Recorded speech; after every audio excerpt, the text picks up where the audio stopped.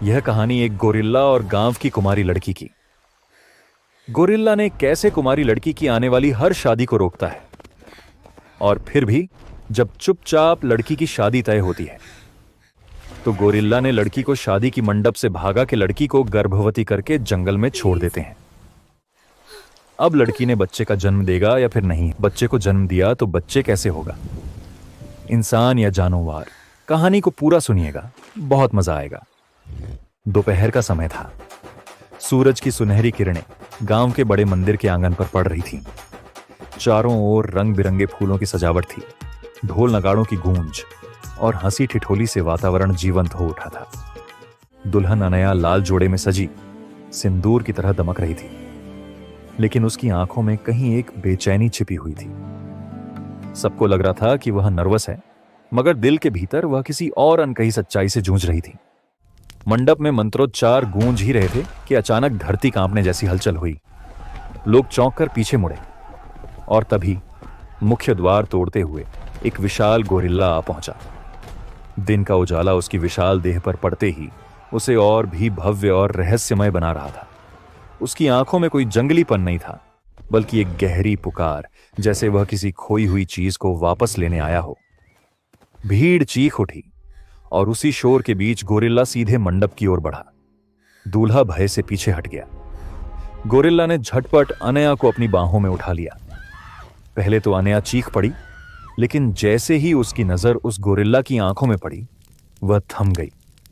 वहां डर नहीं, बल्कि एक पुराना अपनापन, एक अनकहा वादा झलक रहा था।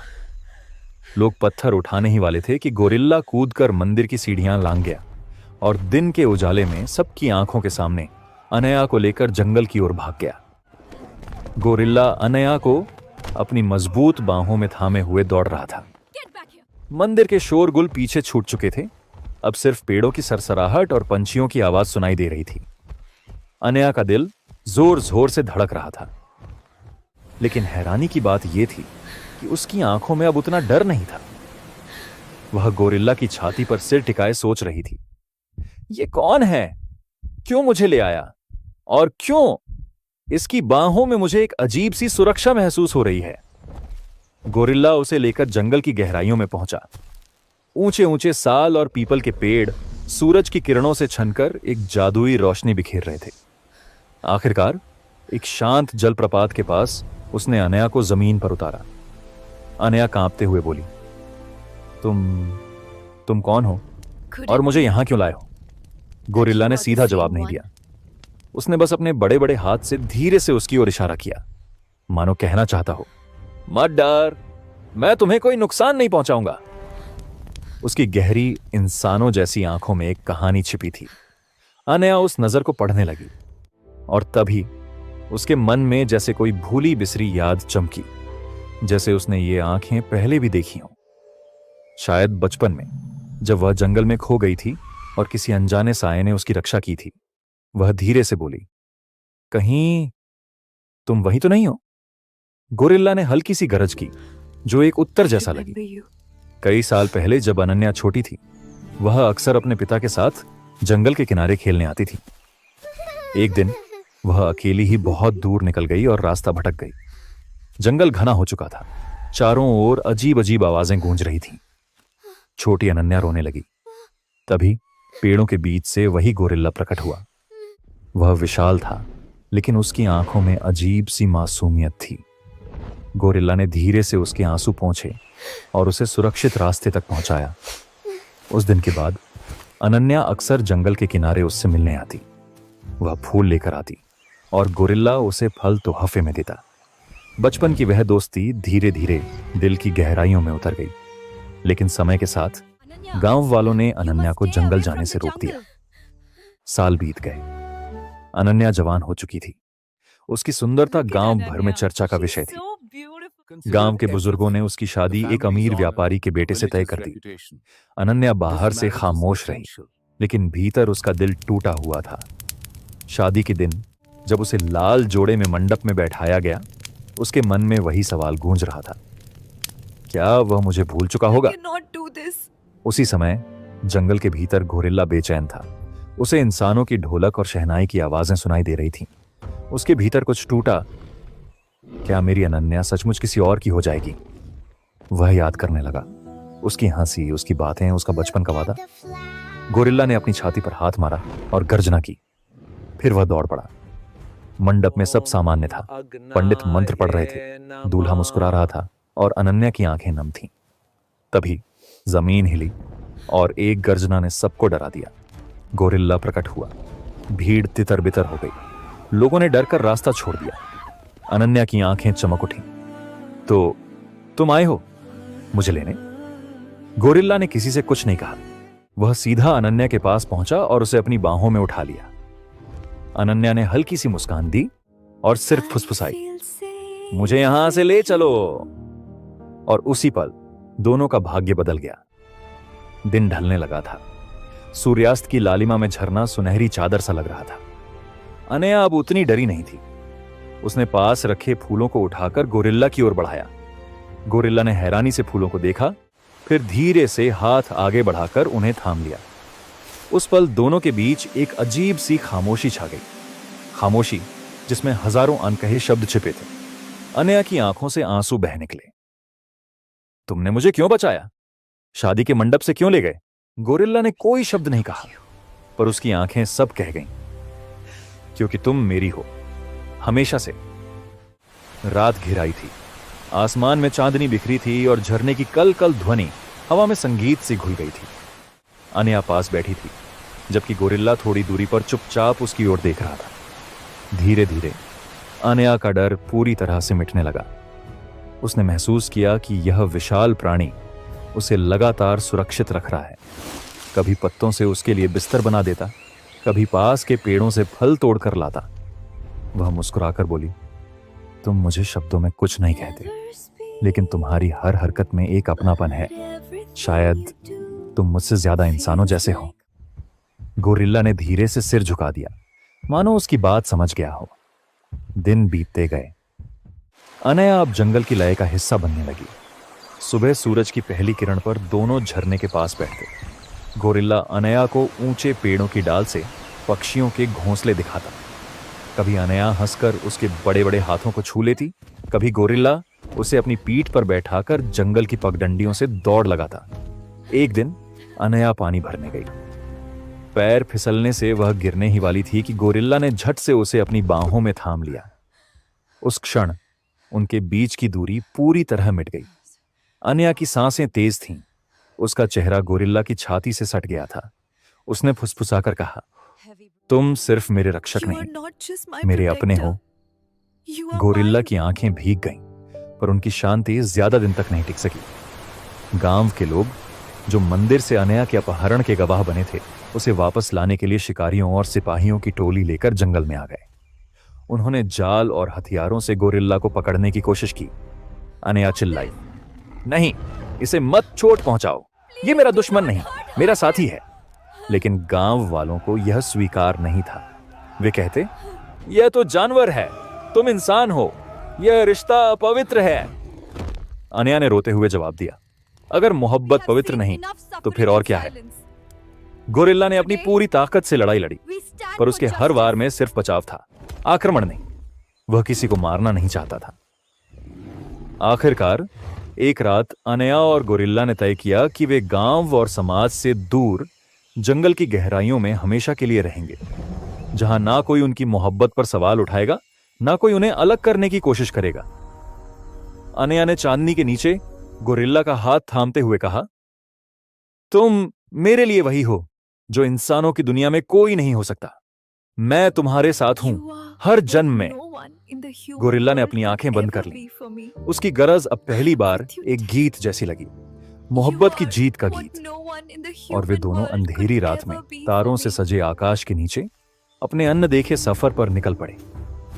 गोरिल्ला और अनया अब गांव से दूर जंगल की गहराइयों में रहने लगे। गोरिल्ला ने बड़े पेड़ की जड़ों और शाखाओं से एक सुरक्षित आश्रय बना दिया।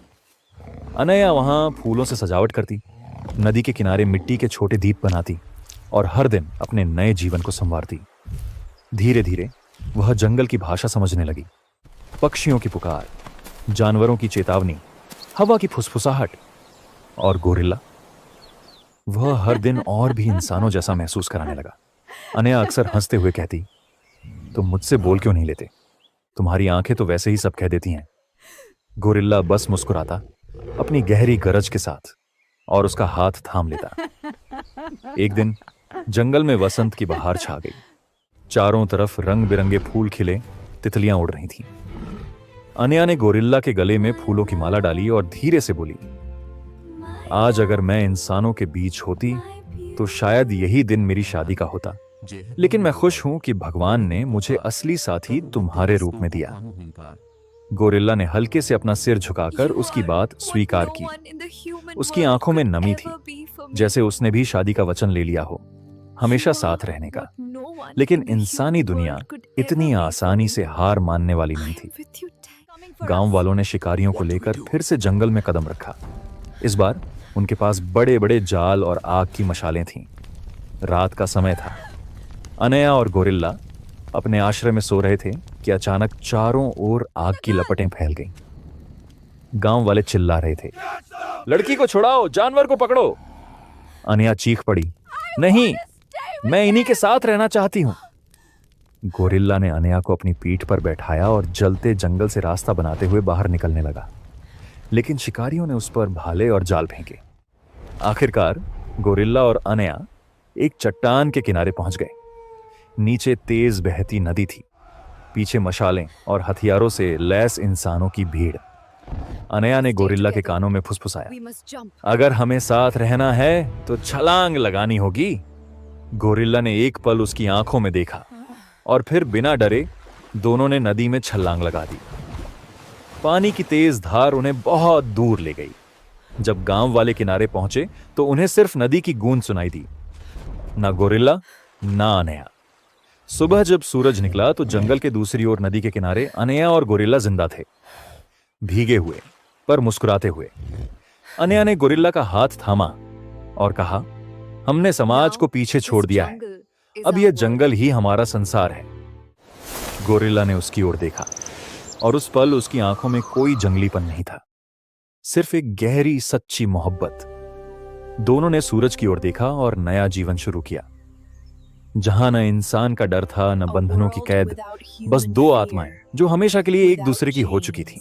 लेकिन नदी के उस पार जंगल और भी रहस्यमय था। पेड़ इतने ऊंचे थे कि आसमान छिप जाता था और सुबह की धूप सिर्फ सुनहरी रेखाओं की तरह जमीन तक पहुंचती थी। यहीं से अनया और गोरिल्ला का असली सफर शुरू हुआ। शुरू में सब कठिन था। खाने के लिए नए फल पौधे ढूंढने पड़े, बरसात से बचने के लिए गुफाओं में रहना पड़ा। लेकिन धीरे धीरे अनया ने जंगल की जिंदगी अपनाना शुरू कर दिया। गोरिल्ला उसके लिए शाखाओं से झोपड़ी जैसी पनाह बनाता, तो अनया नदी के किनारे मिट्टी से बर्तन बनाती। दोनों मिलकर एक छोटा सा संसार खड़ा करने लगे। दिन बीतते गए। अनया के मन और शरीर में बदलाव आने लगे। उसकी आंखों में अब सिर्फ डर या बेचैनी नहीं थी, बल्कि एक अजीब सी चमक थी। उसने गोरिल्ला से कहा, शायद भगवान ने हमें यहां इसलिए भेजा है ताकि हम एक नई दुनिया बना सकें। गोरिल्ला उसकी ओर देखता और उसकी आंखों में वही अपनापन झलकता जो कभी बचपन में उसकी रक्षा करते समय दिखा था। उधर गांव में लोग अब भी मानते थे कि अनया को जंगल का जानवर छीन ले गया। कुछ लोग कहते वह मर गई, कुछ कहते उस पर तंत्र मंत्र का असर हुआ है। लेकिन अनया के माता पिता रोज मंदिर में जाकर यही दुआ करते, हमारी बेटी जहां भी हो खुश रहे। गांव वाले खोजने की कोशिश करते रहे, लेकिन नदी के उस पार का जंगल इतना घना था कि कोई वहां टिक नहीं पाता। कुछ महीने बाद अनया ने महसूस किया कि उसके भीतर एक नई जिंदगी पल रही है। उसने गोरिल्ला का हाथ पकड़कर कहा, अब हम अकेले नहीं हैं, हमारे साथ हमारा भविष्य भी है। गोरिल्ला ने उसकी ओर देखा और धीरे धीरे अपना बड़ा हाथ उसके पेट पर रखा। उसकी आंखों से आंसू निकल पड़े। वह शायद इंसानी शब्द नहीं बोल सकता था, पर उसकी हर धड़कन कह रही थी, तुम मेरी दुनिया हो और यह बच्चा हमारी अमर मोहब्बत की निशानी।